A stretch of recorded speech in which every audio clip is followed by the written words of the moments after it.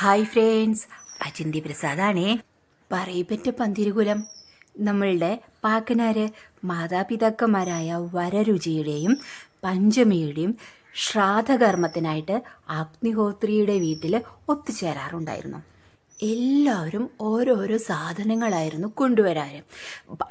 അഗ്നിഹോത്രിയുടെ അന്തർജനം അതെല്ലാം പാകം ചെയ്ത് എല്ലാവർക്കും കൊടുക്കുമായിരുന്നു. പാക്കനാരെ എപ്പോഴും കൊണ്ടുവരാൻ മാംസമായിരുന്നു കേട്ടോ. അതുകൊണ്ട് അന്തർജനത്തിന് കുറച്ച് ബുദ്ധിമുട്ടുകളെല്ലാം ഉണ്ടായിരുന്നെങ്കിലും അന്തർജനം മടി കൂടാതെ അതെല്ലാം പാകം ചെയ്യുമായിരുന്നു.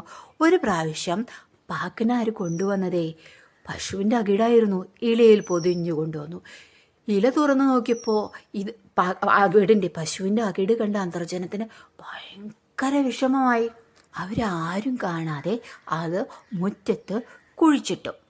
കർമ്മികളെല്ലാം ഭക്ഷണം കഴിക്കാതിരുന്നപ്പോൾ എല്ലാ വിഭവങ്ങളും വിളമ്പിക്കൊണ്ടിരുന്നപ്പോൾ പാക്കനാർ ചോദിച്ചു, ഞാൻ കൊണ്ടുവന്ന വിഭവം എവിടെ? അപ്പോൾ പേടിച്ചിട്ട് അന്തർജനം മിണ്ടാതെ നിന്നു. അഗ്നിഹോത്രി പറഞ്ഞു, സത്യം പറ, എന്താ ചെയ്തതെന്ന്. അപ്പോൾ അന്തർജനം പറഞ്ഞേ, ഞാനത് ബുദ്ധിമുട്ടായതുകൊണ്ട് മുറ്റത്ത് കുഴിച്ചിട്ടു എന്ന്. എങ്കിൽ പാക്കനാർ പറഞ്ഞേ, എങ്കിൽ പുറത്തു പോയി നോക്കൂ, അതെല്ലാം കിളിർത്തിട്ടുണ്ടാകും. അന്തർജനം മുറ്റത്ത് പോയി നോക്കിയപ്പോഴുണ്ടല്ലോ ഞെട്ടിപ്പോയി. ചുറ്റിനും നല്ല പന്തലിച്ച് നിൽക്കുന്ന ഒരു ചെടിയും അതിന് നിറച്ച് കായ്കളും. പാക്കനാർ പറഞ്ഞേ, എങ്കിൽ വേഗം പോയി ഉപ്പേരിയെങ്കിലും ഉണ്ടാക്കി കൊണ്ടുവരുമോ എന്ന്. അങ്ങനെ ഉണ്ടായതത്രേ ആ കോവയ്ക്ക കൊണ്ട് ഉപ്പേരി അപ്പം തന്നെ ഉണ്ടാക്കി എല്ലാവർക്കും കൊടുത്തു. ഇത് ശ്രാദ്ധകർമ്മത്തിന് ഏറ്റവും പ്രാധാന്യമുള്ള ഒന്നാണ് കേട്ടോ കോവയ്ക്ക.